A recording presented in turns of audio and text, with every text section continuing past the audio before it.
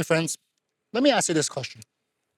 If you're over 40 and probably trained in jiu-jitsu for, I don't know, a year or two, have you ever been told to tough it out, shouted at being asked how much do you want it, and don't be a feminine body part for tapping to a sub attempt? Beyond ego, I want to share with you why this could be the most detrimental and expensive thing for you as an older grappler.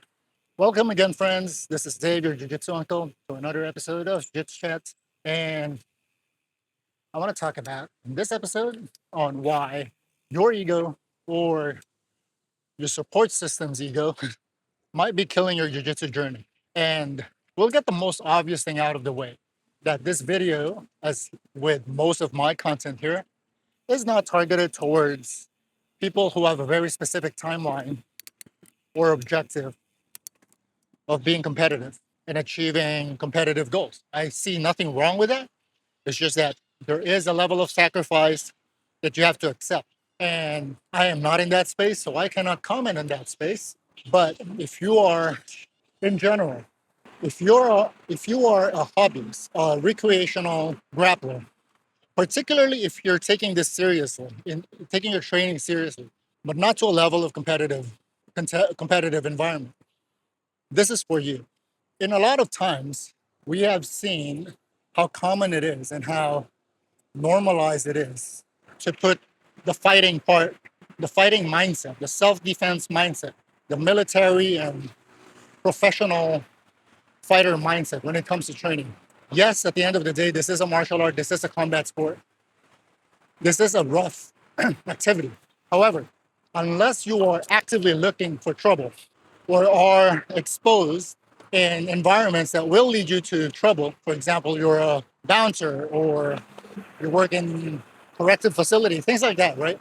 The odds of any of us getting into an altercation that require actual fighting will be a little rare, particularly in places like Singapore, where the law is pretty harsh when it comes to just getting into fights in general, or in places where repercussions of getting into fights are high. For example, places that are quite known to be lax in terms of carrying deadly weapons. But I digress. The whole point is, realistically, a vast majority of us are doing this for fun, are doing this as a hobby, are doing this as an exercise alternative to other forms of mainstream exercises. And being an older grappler, we are relatively more susceptible on being flanked and overpowered or oversped by younger, more athletic practitioners, regardless of age.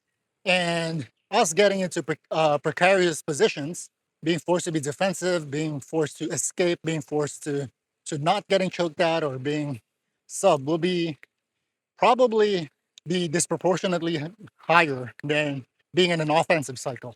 So the problem I have with the whole fight it out and tough it out, be a man, how much do you want this mindset that is probably pulled from how we see mainstream fight sports happen, right? People getting all bloodied, cranked, like the Mikey Musumeci versus the Mongolian guy, in terms of like how the knee is totally destroyed, but you're not tapping. Even simple things like cauliflower ears. The fight sports community seem to celebrate injuries and pain as a badge of honor. I think that if you're at your 40s, hopefully you've got past that relatively juvenile way of thinking of your self-worth from your martial arts journey or quote unquote toughness perspective, because it really doesn't mean anything. It obviously leads to my next transition point of injuries. Injuries when you're older, whether it's through a bad crank or just asshole partners who don't give a shit about your safety, or even just freak accidents. The reasons or cause of those things happening is less relevant to the fact that you did get injured. And unlike being young, regardless of sports level you are, you can see this on pro sports as well. If you are over 35 or so, there are no minor injuries. All injuries are little disabilities that you will carry for life. You can pain management through physiotherapy, exercise, strengthening. But once it's there, most likely it will stay there, particularly things that involve your spine, involve your knees, your shoulders, as well as general health. I'm not going to talk about infections and staph and things like that because I'm not a doctor, but you know how bad those things can get. But we're talking about physical injuries pertaining to joints and ligaments and stuff like that. None of those things are really recoverable after a certain time. Don't forget how expensive it is to get hurt. We're not just talking about the initial assessment and possibly treatment of it. I mean, scans, MRIs, all those things are hella expensive, even for subsidized healthcare. You lose a lot of time off work, off your family, off your own training time that you're enjoying because you have to deal with injuries.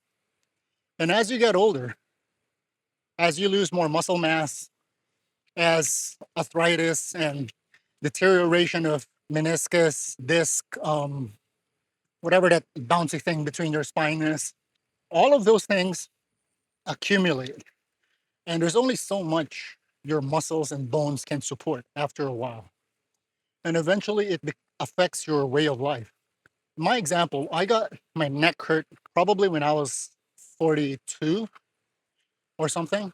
And despite a lot of treatments, a lot of physio, and daily exercises till now, it has improved a lot. But for a number of years, it really, really screwed me up. I cannot sleep. I'm a side sleeper by nature. I cannot sleep leaning to the side because it feels like I'm head and arm choking myself every single time, that it almost like cuts off the blood flow to my head. It screws up my sleep, which screws up my daytime routine, my work, my focus, all of those things. It also developed bad habits in terms of my training because I'm compensating off certain lingering chronic pain. Same thing with if you mess up your spine, your back, because you were so aggressive in doing takedowns and you got sprawled on incorrectly or whatever. You got sprawled on and you fall, unfortunately, in the wrong slight tweak of an angle. That is not going away. You might relieve the pain a little with treatment, but it's unlikely that that's going to be a permanent fix. And you might not feel it in the first couple of years, especially if you're still under 50. But trust me, when you hit your 60s and stuff, everything will pile up. With that in mind, what can you do? What's the logical thing of approaching this? Since this is a fight sport, you are going to get subbed, you are going to get injured, or at least the odds of you getting injured will be relatively higher than, I don't know, biking. Unless I trip or fall, I should be pretty okay, right? And there are ways to do it, and it needs to start with something very foundationally mental. And I want to make sure that we focus on things that we have direct control over first, which is our internal, what we can do internally with ourselves. There's not much we can do with bad partners or in a comp scene where it is fair game to yank and crank. So I want to leave that out of the equation for this discussion. Internally, what can you do to prevent all that stuff? And I think number one, the most important thing is be aware of your own ego. There's this hypocritical cultural thing with the no ego claim in jiu-jitsu, which anybody who have trained more than 6 months will know that is absolutely bullshit. Again, there's nothing you can do with what other people are doing, but check yourself from your ego's perspective. If you know that you are compromised, whether it's a submission or whatever, just tap, especially if you don't have a solid understanding of how to escape or how to defend. As an example, most people, especially non-wrestlers, get their first cauliflower ear because they got triangled and they're trying to push the leg off their head. And that causes your ear to fold and get squashed, and your cartilage breaks, and that's where your blood clot and swelling starts coming in. That's not something to be proud of.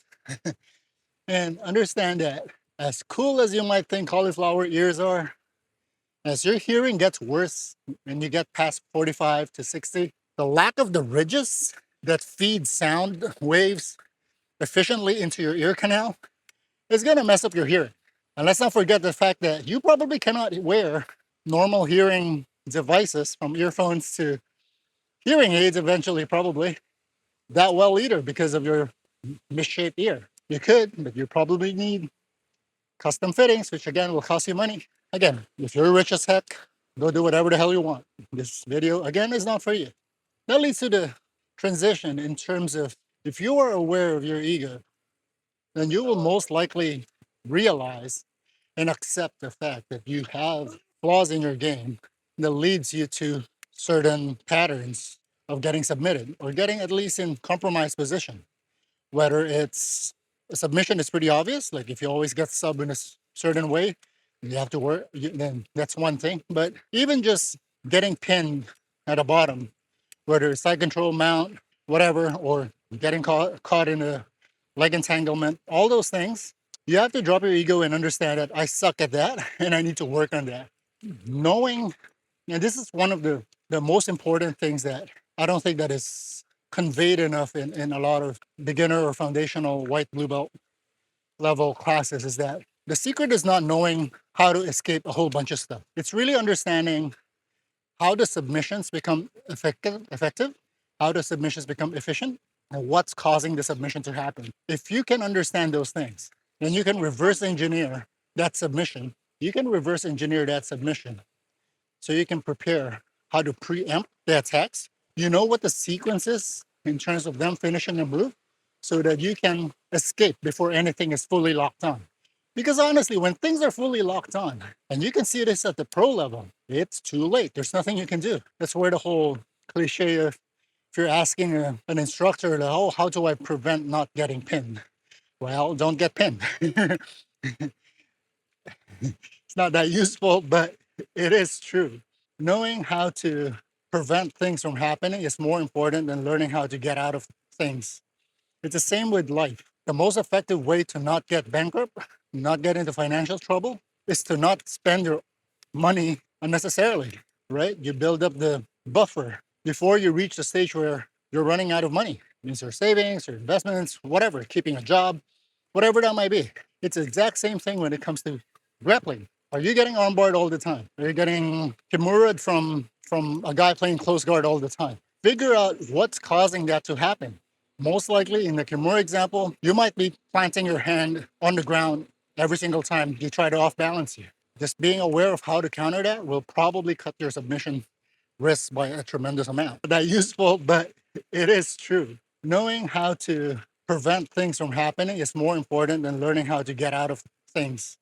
It's the same with life. The most effective way to not get bankrupt, not get into financial trouble, is to not spend your money unnecessarily, right? You build up the buffer before you reach the stage where you're running out of money. It's the exact same thing when it comes to grappling. Are you getting armbarred all the time? Are you getting kimura'd from a guy playing close guard all the time? Figure out what's causing that to happen. Most likely, in the kimura example, you might be planting your hand on the ground every single time you try to off balance you. Just being aware of how to counter that will probably cut your submission risk by a tremendous amount. So as you get older, and as you get more and more into jiu-jitsu, think about preventative measures and make your training more about making sure you can do this for a long time rather than acting tough, rather than building up the optics that you don't give up because you don't tap to anything. Because for most people, you can't afford to do so. You can't afford to do so physically, and you probably can't afford to do so financially long term. It's not a smart way to train, especially for something that doesn't pay your bills and something that you're supposed to be doing for fun and supposed to better your health. I'm not saying to train passively. I'm not saying to be a limp partner that doesn't do anything and you just tap to everything before anything is even locked in. No, you want to challenge yourself to not get there in the first place. Make it as tough as possible for your training partner to even initiate an attack on you. And if they are skilled enough to get you in a more peculiar place, learn how to defend in a way that you have built the awareness of this is no longer a defense that is worth fighting for. If almost slipped there. If somebody has you in a heel hook, for example, and you know that they haven't secured your hip and knee line, go ahead. Do your best to split the legs and defend, et cetera, et cetera. Slip your heel, whatever. But if you can feel that you can't make any rotational movement anymore. You can't slip your heel. And that person has like a super tight grip on your ankle and your knees are all bent the wrong way. You are not going to muscle that out. You are not going to technique that out. You are just going to get hurt. So just tap. This is one of the few sports where if you look at the highest level in their training, especially pre-comp, they go hard, but there's a reason why they don't get hurt as much because there is a level of understanding of when to tap, when their technique is lacking that allowed the opponent to enter that precarious advantage. So even though they might know how to escape certain submissions at a much later stage, that's not the objective in training because you will get hurt. You need to learn the mechanics of it and how to get out of it. But you only try to pull that last Hail Mary during the highest stakes, like during a comp. But in your training, you should never be at the stage of highest stakes. You get there. If somebody has you at 90%, just tell. There's no glory for escaping that last 10% if the exchange results to you getting hurt. If you're escaping even a late stage but a crappy submission, for example, if somebody's trying to armbar you from the top, crossbody juji, and your shoulder is already down on the mat, your elbow is like close to their hip line, you allow them to extend you because you can easily hitchhiker out of it, then go ahead, because that's a crappy submission attempt in the first place. But if they have everything right and you try to muscle it out, it's either your elbow, your shoulder, or your neck is going to pay for the price. Again, train safe. That's all I have to say. And again, thanks for listening and watching this episode. Until next time, this is your Jiu-Jitsu uncle. I hope you join me again in the next conversation and have a great day. Bye.